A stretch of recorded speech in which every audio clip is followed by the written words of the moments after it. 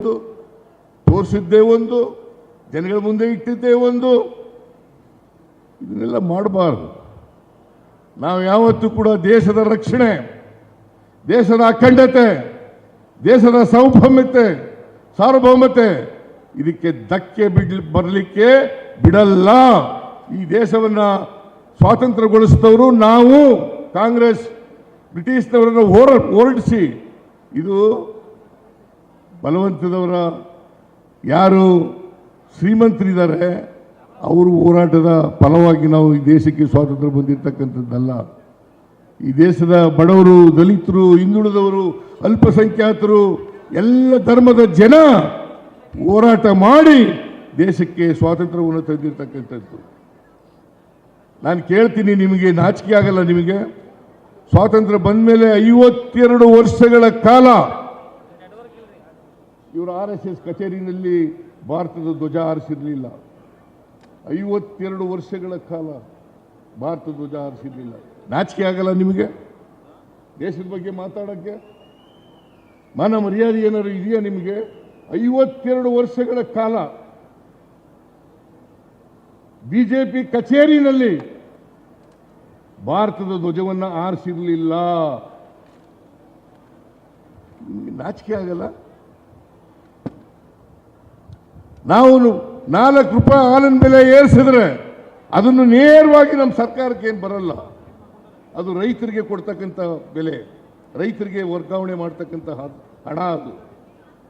ಅಷ್ಟಾದರೂ ಕೂಡ ಬೇರೆ ರಾಜ್ಯಗಳು, ಪಕ್ಕದ ರಾಜ್ಯಗಳಿದ್ದಾವಲ್ಲ, ಆಂಧ್ರ ಪ್ರದೇಶ್, ತೆಲಂಗಾಣ, ಮಹಾರಾಷ್ಟ್ರ, ತಮಿಳುನಾಡು, ಕೇರಳ, ಆ ರಾಜ್ಯಗಳಿಗಿಂತ ಕಡಿಮೆ ಇದೆ ಹಾಲಿನ ಬೆಲೆ. ಮಾರಾಟದ ಬೆಲೆ ಕಡಿಮೆ ಇದೆ. ಬಸ್ಸಿನ ದರ ಆ ರಾಜ್ಯಗಳಿಗಿಂತ ಕಡಿಮೆ ಇದೆ. ನಾವು ಪೆಟ್ರೋಲ್, ಡೀಸೆಲ್ ಬೆಲೆ, ಪೆಟ್ರೋಲ್ ಬೆಲೆ ಆ ರಾಜ್ಯಗಳಿಗಿಂತ ಕಡಿಮೆ ಇದೆ. ಕರ್ನಾಟಕದಲ್ಲಿ ಇರ್ತಕ್ಕಂಥದ್ದು ಡೀಸೆಲ್ ಬೆಲೆ ಇರ್ಬೋದು, ಪೆಟ್ರೋಲ್ ಬೆಲೆ ಇರ್ಬೋದು. ಇವತ್ತು ಎಷ್ಟಿದೆ ಪೆಟ್ರೋಲ್ ಬೆಲೆ?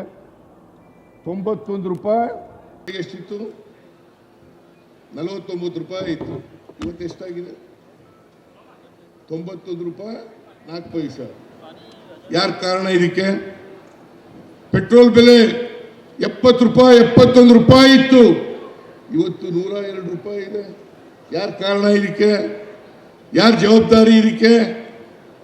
ಡೀಸೆಲ್ ಬೆಲೆ 414 ರೂಪಾಯಿ ಇತ್ತು ಒಂದು ಹಂತದಲ್ಲಿ. 2016ರಲ್ಲಿ 1000 ರೂಪಾಯಿಗಿಂತ ಜಾಸ್ತಿ ಹೋಗಿತ್ತು. ಇವತ್ತು 855 ರೂಪಾಯಿ ಇದೆ. ಯಾರ ಕಾರಣ ಇದಕ್ಕೆ? ಯಾರ ಕಾರಣ? ಅಗತ್ಯ ವಸ್ತುಗಳು ಇವತ್ತು ಎಲ್ಲ ಏರ್ಬೇಕಾದ್ರೆ ಮಿಸ್ಟರ್ ನರೇಂದ್ರ ಮೋದಿ ಕಾರಣ, ಅವರ ಸರ್ಕಾರ ಕಾರಣ. 11 ವರ್ಷಗಳಲ್ಲಿ ಈ ಬೆಲೆ ಎಲ್ಲ ಏರಿಕೆಯಾಗಿದೆಯಲ್ಲ, ಜನರ ಮೇಲೆ ಬರೆ ಹಾಕಿದಿರಲ್ಲ. ಮನಮೋಹನ್ ಸಿಂಗ್ ಅವರ ಕಾಲದಲ್ಲಿ ಕಾರ್ಪೊರೇಟ್ ಟ್ಯಾಕ್ಸ್ 30% ಇತ್ತು, ಇವತ್ತು 22% ಇದೆ. 8% ಕಡಿಮೆ ಆಯಿತು. ಯಾಕೆ ಕಡಿಮೆ ಆಯಿತು? ಕಾರ್ಪೊರೇಟ್ ಬಾಡಿಗಳಿದಾವಲ್ಲ, ಕಾರ್ಪೊರೇಟ್ ಸಂಸ್ಥೆಗಳು, ಅವುಗಳ ಮೇಲಿನ ತೆರಿಗೆ ಮನಮೋಹನ್ ಸಿಂಗ್ ಇದ್ದಾಗ 30% ಇತ್ತು, ಈಗ 22%, 8% ಕಡಿಮೆ ಆಯಿತು. ಅವ್ರ ಬೆಲೆ ಕಡಿಮೆ ಮಾಡ್ತೀರಿ, ಅವ್ರ ಮೇಲೆ ತೆರಿಗೆಯನ್ನು ಕಡಿಮೆ ಮಾಡ್ತೀರಿ. ಕಾರ್ಪೊರೇಟ್ ಬಾಡಿಗಳ ಮೇಲೆ, ಬಡವರ ಮೇಲೆ ತೆರಿಗೆಯನ್ನು ಹೆಚ್ಚು ಮಾಡ್ತೀರಿ. ಪೆಟ್ರೋಲ್ ಡೀಸೆಲ್ ಮೇಲೆ ಜಾಸ್ತಿ ಮಾಡ್ತೀರಿ, ಗ್ಯಾಸ್ ಬೆಲೆ ಜಾಸ್ತಿ ಮಾಡ್ತೀರಿ. ನಾಚಿಕೆ ಆಗಲ್ಲ ನಿಮಗೆ? ನಾವು ಸುಮ್ಮನೆ ಕೂರಲ್ಲ. ಹೋರಾಟ, ಪ್ರತಿಭಟನೆ ಮಾಡೋದು ಹೊಸದಲ್ಲ ಕಾಂಗ್ರೆಸ್ಸಿಗೆ. ನೀವು ಅರ್ಥ ಮಾಡ್ಕೋಬೇಕಾಗ್ತದೆ. ನೀವು ಶ್ರೀಮಂತರ ಪರವಾಗಿರ್ತಕ್ಕಂಥವ್ರು, ಕಾರ್ಪೊರೇಟ್ ಬಾಡಿಗಳ ಪರವಾಗಿರ್ತಕ್ಕಂಥವ್ರು, ಇಂಡಸ್ಟ್ರಿಯಲಿಸ್ಟ್ಗಳ ಪರವಾಗಿರ್ತಕ್ಕಂಥವ್ರು, ಇವರು ನಮಗೆ ಪಾಠಗಳು ಕೊಡಬೇಕಾಗಿಲ್ಲ. ನಾವು 2003ರಿಂದ 2018ರವರೆಗೆ ಇರುವಾಗ ಅನೇಕ ಕಾರ್ಯಕ್ರಮಗಳನ್ನು ಬಡವರ ಪರವಾಗಿ ಮಾಡೋದು. ಇಂದಿರಾ ಕ್ಯಾಂಟೀನ್ ಏನಾಗಿತ್ತು? ಖುಷಿ ಭಾಗ್ಯ ಕಾರ್ಯಕ್ರಮ ಏನಾಗಿತ್ತು ನಿಮ್ಮ ಕಾಲದಲ್ಲಿ? ಏನಾಗಿತ್ತು ನಿಮ್ಮ ಕಾಲದಲ್ಲಿ? ಇಂದಿರಾ ಕ್ಯಾಂಟೀನ್ ಏನಾಗಿತ್ತು? ಇವತ್ತು 5 ಗ್ಯಾರಂಟಿ ಯೋಜನೆಗಳನ್ನು ನಾವು ಚುನಾವಣಾ ಸಂದರ್ಭದಲ್ಲಿ ಮಾತು ಕೊಟ್ಟಿದ್ದು. 5 ಗ್ಯಾರಂಟಿ ಯೋಜನೆಗಳನ್ನು ಸರ್ಕಾರಕ್ಕೆ ಬಂದ ತಕ್ಷಣ ಜಾರಿ ಮಾಡ್ತೀವಿ ಅಂತೇಳಿ ಮೇನಲ್ಲಿ ನಾವು ಅಧಿಕಾರಕ್ಕೆ ಬಂದು, ಜೂನ್ನಲ್ಲಿ ಶಕ್ತಿ ಯೋಜನೆ ಜಾರಿಯಾಯಿತು, ಜುಲೈನಲ್ಲಿ ಅನ್ನಭಾಗ್ಯ ಗೃಹ ಜ್ಯೋತಿ ಕಾರ್ಯಕ್ರಮ ಜಾರಿಯಾಯಿತು, ಆಗಸ್ಟ್ನಲ್ಲಿ ಗೃಹಲಕ್ಷ್ಮಿ ಕಾರ್ಯಕ್ರಮ ಜಾರಿಯಾಯಿತು, ಜನವರಿನಲ್ಲಿ ಯುವ ನಿಧಿ ಕಾರ್ಯಕ್ರಮ ಜಾರಿಯಾಯಿತು. ಒಂದೇ ವರ್ಷದೊಳಗಡೆ ಎಲ್ಲ ಗ್ಯಾರಂಟಿ ಯೋಜನೆಗಳನ್ನು ಕೂಡ ಜಾರಿ ಮಾಡಿದ್ದೀವಿ. ಇವತ್ತೇನಾದರೂ ನುಡಿದಂತೆ ನಡೆದಿರ್ತಕ್ಕಂಥ ಸರ್ಕಾರ ಕರ್ನಾಟಕದಲ್ಲಿ ಇದ್ರೆ ಅದು ಕಾಂಗ್ರೆಸ್ ಪಕ್ಷ ಮಾತ್ರ.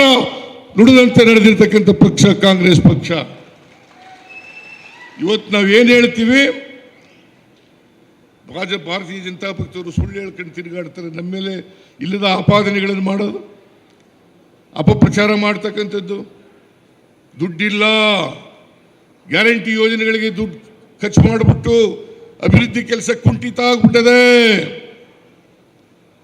ನಾನು ಹೇಳ್ತೀನಿ, ನಾವು ಅಧಿಕಾರಕ್ಕೆ ಬಂದ ಮೊದಲನೇ ವರ್ಷ 43,000 ಕೋಟಿ ರೂಪಾಯಿಗಳನ್ನು ಕ್ಯಾಪಿಟಲ್ ಎಕ್ಸ್ಪೆಂಡಿಚರ್ ಮಾಡಿದ್ದು. 43,000 ಕೋಟಿ. ಆಮೇಲೆ 24-25ರಲ್ಲಿ 52,000 ಕೋಟಿ ರೂಪಾಯಿಗಳನ್ನು ಮಾಡಿದ್ದು. ಮೊನ್ನೆ ಈ ವರ್ಷ ಆರ್ಥಿಕ ವರ್ಷದಲ್ಲಿ 83,000 ಕೋಟಿ ರೂಪಾಯಿಗಳನ್ನು ಮಾಡ್ತಾ ಇದ್ದೀವಿ. ದಿವಾಳಿಯಾಗಿರ್ತಕ್ಕಂಥ ಪಕ್ಷ ಮಾಡಕ್ಕೆ ಸಾಧ್ಯನಾ? ಪಾಪರಾಗಿರ್ತಕ್ಕಂಥ ಸರ್ಕಾರ ಮಾಡಲಿಕ್ಕೆ ಸಾಧ್ಯನಾ?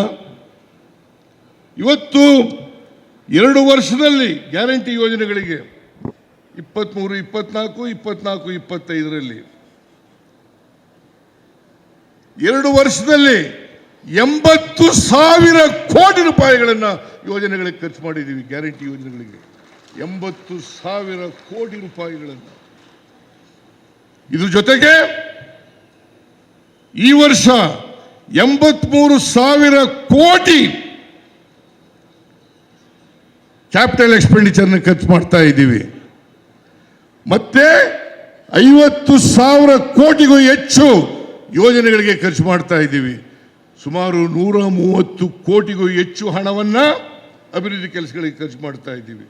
ನೀರಾವರಿಗೆ ಎಷ್ಟು ಖರ್ಚು ಮಾಡ್ತೀವಿ ಗೊತ್ತಾ ನಿಮಗೆ? ಮೇಜರ್ ಅಂಡ್ ಮೀಡಿಯಂ ಇರಿಗೇಷನ್ಗೆ 22,000 ಕೋಟಿ, ಸಣ್ಣ ನೀರಾವರಿಗೆ 3,000 ಕೋಟಿ, ಒಟ್ಟು 25,000 ಕೋಟಿ ರೂಪಾಯಿಯನ್ನು 1 ವರ್ಷದಲ್ಲಿ ನೀರಾವರಿಗೆ ಖರ್ಚು ಮಾಡ್ತಾ ಇದ್ದೀವಿ. ಇದು ಗೊತ್ತಾಗಲ್ಲ ನಿಮಗೆ? ಗೊತ್ತಾಗಲ್ಲ ನಿಮಗೆ? ದಿವಾಳಿ ಆಗಿರ್ತಕ್ಕಂಥ ಸರ್ಕಾರ ಮಾಡಲಿಕ್ಕೆ ಸಾಧ್ಯನಾ? ನಾವು ಗ್ಯಾರಂಟಿ ಯೋಜನೆಗಳಿಗೂ ಹಣ ಖರ್ಚು ಮಾಡ್ತಾ ಇದ್ದೀವಿ, ಜೊತೆಗೆ ಅಭಿವೃದ್ಧಿ ಕೆಲಸಗಳಿಗೂ ಕೂಡ ಹಣ ಖರ್ಚು ಮಾಡ್ತಾ ಇದ್ದೀವಿ. ನೀರಾವರಿ ಯೋಜನೆ, PWD, ಶಿಕ್ಷಣ, ಆರೋಗ್ಯ, ಗ್ರಾಮೀಣ ಅಭಿವೃದ್ಧಿ ಇಲಾಖೆ, ಎಲ್ಲ ಇಲಾಖೆಗಳಿಗೂ ಕೂಡ ಹಣ ಖರ್ಚು ಮಾಡ್ತಾ ಇದ್ದೀವಿ. ಆದ್ದರಿಂದ ಕಾಂಗ್ರೆಸ್ ಸರ್ಕಾರ ಕರ್ನಾಟಕ ರಾಜ್ಯದಲ್ಲಿ ಬೆಲೆ ಏರಿಕೆ, ಕೆಲವು ಪದಾರ್ಥಗಳ ಮೇಲೆ ಬೆಲೆ ಏರಿಕೆ ಮಾಡಿದರೂ ಕೂಡ ಪಕ್ಕದ ರಾಜ್ಯಗಳು ಆಂಧ್ರ, ತೆಲಂಗಾಣ, ತಮಿಳುನಾಡು, ಕೇರಳ, ಮಹಾರಾಷ್ಟ್ರ ಆ ಎಲ್ಲ ರಾಜ್ಯಗಳಿಗಿಂತ ಕಡಿಮೆ ಇದೆ. ಎಲ್ಲ ಕಡಿಮೆ ಇದೆ. ಪೆಟ್ರೋಲ್ ಕಡಿಮೆ ಇದೆ, ಡೀಸೆಲ್ ಕಡಿಮೆ ಇದೆ, ಹಾಲಿನ ದರ ಕಡಿಮೆ ಇದೆ, ಬಸ್ಸಿನ ದರ ಕಡಿಮೆ ಇದೆ. ನಾವು ಇವತ್ತು ಎಲ್ಲ ಪದಾರ್ಥಗಳ ಬೆಲೆಗಳನ್ನು ನಿಯಂತ್ರಣದಲ್ಲಿ ಇಟ್ಟುಕೊಂಡು ರಾಜ್ಯವನ್ನು ಅಭಿವೃದ್ಧಿಯತ್ತ ಕೊಂಡೊಯ್ತಕ್ಕಂಥ ಪ್ರಯತ್ನವನ್ನು ಮಾಡ್ತಾ ಇದ್ದೀವಿ.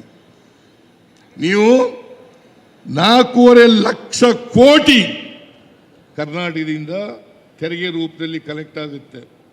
4.5 ಲಕ್ಷ ಕೋಟಿ ನಮಗೆ ವಾಪಸ್ ಬರೋದು ಎಷ್ಟಪ್ಪ ಅಂತಂದ್ರೆ ಕೇಂದ್ರದಿಂದ ಬರೀ 60,000 ಕೋಟಿ ರೂಪಾಯಿ.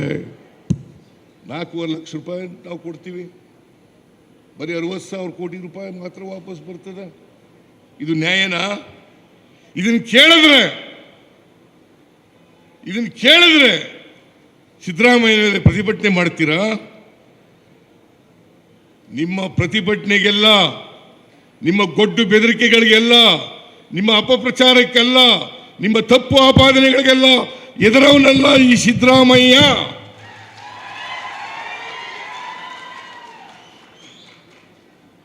ನಿಮ್ಮನ್ನು ಮೆಟ್ಟಿ ನಿಲ್ತಕ್ಕಂಥದ್ದೇ ಕಾಂಗ್ರೆಸ್ ಪಕ್ಷದ ಧ್ಯೇಯ. ನೀವು ಸಂವಿಧಾನವನ್ನು ಹಾಳು ಮಾಡಕ್ಕೆ ಹೊರಟಿದ್ದೀರಿ. ಸಂವಿಧಾನವನ್ನು ರಕ್ಷಣೆ ಮಾಡತಕ್ಕಂಥದ್ದು ನಮ್ಮ ಕರ್ತವ್ಯ, ನಮ್ಮ ಜವಾಬ್ದಾರಿ. ಸಂವಿಧಾನವನ್ನು ರಕ್ಷಣೆ ಮಾಡಿದ್ರೆ ಸಂವಿಧಾನ ನಮ್ಮನ್ನು ರಕ್ಷಣೆ ಮಾಡ್ತದೆ. ಇವತ್ತು ನರೇಂದ್ರ ಮೋದಿ ಅವರು ಪ್ರಧಾನಮಂತ್ರಿ ಆಗಿರೋದು ಯಾವ ಸಂವಿಧಾನದಿಂದ? ಇದೇ ಸಂವಿಧಾನದಿಂದ ಅಲ್ಲ. ನಾನು ಮುಖ್ಯಮಂತ್ರಿ ಆಗಿರ್ತಕ್ಕಂಥದ್ದು ಯಾವ ಸಂವಿಧಾನದಿಂದ? ಬಾಬಾ ಸಾಹೇಬ್ ಅಂಬೇಡ್ಕರ್ ಅವರು ಕೊಟ್ಟಿರ್ತಕ್ಕಂಥ ಸಂವಿಧಾನದಲ್ಲ.